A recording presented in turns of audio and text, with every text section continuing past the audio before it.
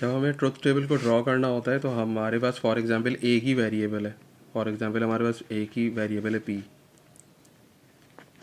या एक स्टेटमेंट है हमारे पास। तो पी की जो वैल्यूज़ हैं वो क्या हो सकती हैं? पी की वैल्यूज़ जो हैं वो या तो ट्रू होगी या फॉल्स होगी। तो आपका जो ट्रुथ टेबल बनेगा उसमें पी की वैल्यूज़ ट्रू और फॉल्स, ये दो वैल्यूज़ आपके पास आ रही होंगी। और आगे फिर आपको जो भी ट्रुथ टेबल में चीज़ें कंप्लीट करना है वो आप कंप्लीट कर सकते हैं। तो अगर आपके पास सिर्फ एक सिंगल वेरिएबल होगा तो आपकी जो ट्रुथ वैल्यूज़ होंगी वो सिर्फ दो होंगी, ट्रू और फॉल्स। अब फॉर एग्जांपल आपके पास दो वेरिएबल्स हैं, पी है और क्यू है। तो देखें आपके पास कितनी पॉसिबिलिटीज़ होंगी। आपके पास पी के लिए जो है दो पॉसिबिलिटीज़ होंगी, या तो ट्रू होगा पी या फॉल्स होगा। और इसके बाद जो है ये फॉर एग्जांपल ये पी के लिए ले लिया। अब देखें क्यू के लिए क्या होगा कि अगर पी ट्रू है तो क्यू भी ट्रू हो सकता है, या पी ट्रू है तो क्यू आपका फॉल्स हो सकता है। इसी तरीके से अगर पी जो है वो आपका फॉल्स है तो आपका क्यू जो है वो ट्रू हो सकता है, या फिर आपका पी जो है वो फॉल्स है तो आपका क्यू जो है वो फॉल्स हो सकता है। यानी कि पी के ट्रू होने के बाद क्यू की आपके पास दो पॉसिबिलिटीज़ हैं, ट्रू या फॉल्स। इसी तरीके से पी की वैल्यू आपके पास अगर फॉल्स है तो इसके बाद भी क्यू की दो पॉसिबिलिटीज़ हो सकती हैं, ट्रू या फॉल्स। तो आपका टोटल पॉसिबिलिटीज़ क्या बनेंगी? ट्रू, ट्रू, या फिर ट्रू यानी कि पी ट्रू है और क्यू फॉल्स है, या फिर आपका पी फॉल्स है और क्यू जो है वो ट्रू है, या फिर पी फॉल्स है और क्यू भी आपके पास फॉल्स है। तो आपकी जो ये पॉसिबिलिटीज़ बन रही होती हैं ये कितनी बन रही होती हैं? जैसे कि आपके पास दो वेरिएबल्स हैं तो एक वेरिएबल के लिए आपके पास दो पॉसिबिलिटीज़ हैं। तो दो वेरिएबल हैं आपके पास, तो 2 × 2 आपके पास 4 पॉसिबिलिटीज़ है। ये देखें ये 4 पॉसिबिलिटीज़ आ रही हैं आपके पास।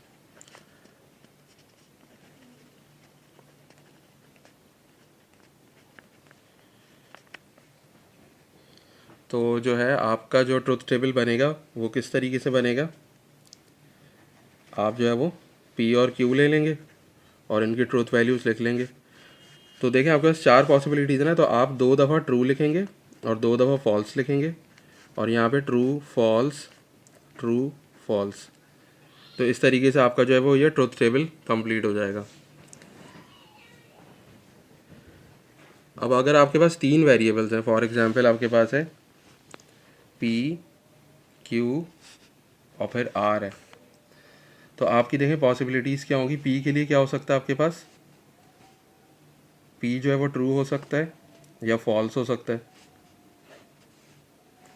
अब पी जब आपका ट्रू होगा तो क्यू जो है वो आपका क्या हो सकता है? क्यू जो है वो आपका ट्रू हो सकता है, या फिर क्यू जो है वो आपका फॉल्स हो सकता है। इसी तरीके से यहाँ पर भी अगर पी फॉल्स है तो क्यू आपका ट्रू हो सकता है, या क्यू जो है वो आपका फॉल्स हो सकता है।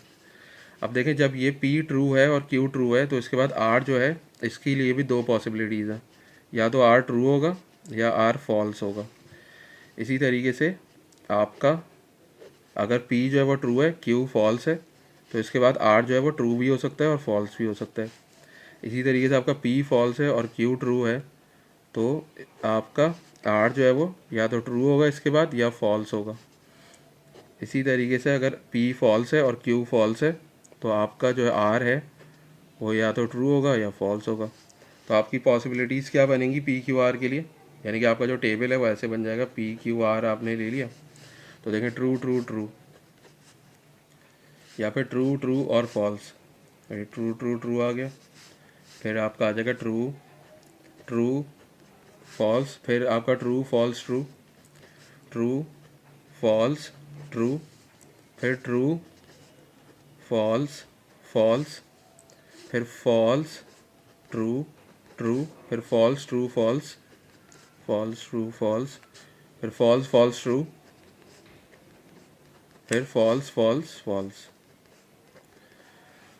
तो देखें आपको जब ट्रुथ टेबल ड्रॉ करना होता है तो आप ये ट्री के ज़रिए देख सकते हैं कि कितनी पॉसिबिलिटीज़ आ रही। तो आपके पास ये कितनी पॉसिबिलिटीज़ है? 8 पॉसिबिलिटीज़ है, 1 2 3 4 5 6 7 8।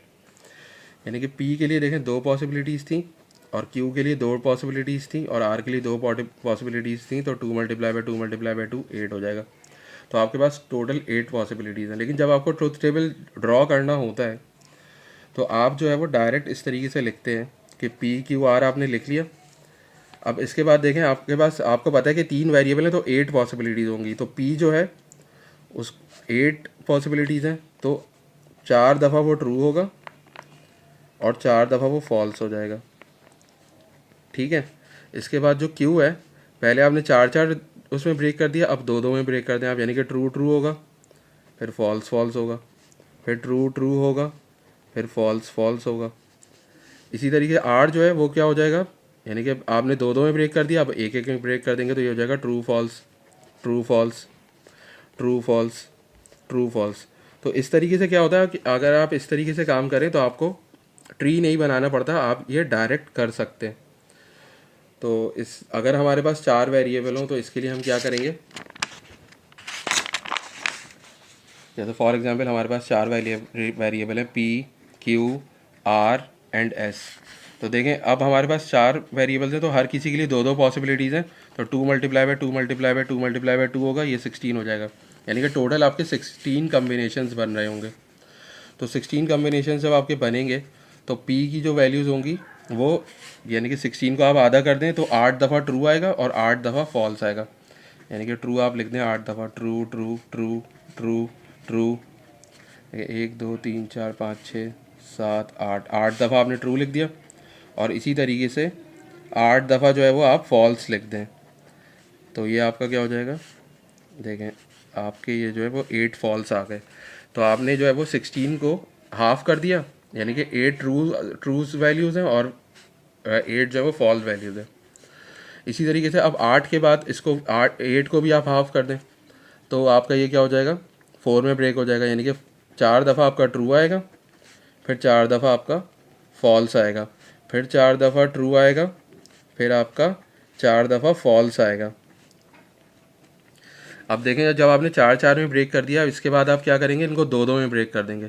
तो 2 दफ़ा ट्रू आएगा और 2 दफ़ा फॉल्स आएगा, फिर 2 दफ़ा ट्रू आएगा, फिर 2 दफ़ा आपका फॉल्स आएगा, फिर 2 दफ़ा ट्रू आएगा, फिर 2 दफ़ा आपका फॉल्स आएगा, फिर 2 दफ़ा ट्रू और फिर 2 दफ़ा फॉल्स। अब आपने 2 में ब्रेक कर दिया, अब इसके बाद ये 1 में ब्रेक हो जाएगा, यानी कि alternative true false, true false, true false, ये आपके ऑल्टरनेट सारे चलते जाएंगे। तो इस तरह करने से आपको ट्री नहीं बनाना पड़ेगा, बल्कि क्या होगा कि आप जो है ट्री बनाए बगैर डायरेक्ट जो है वो ट्रुथ टेबल को ड्रॉ कर सकते हैं।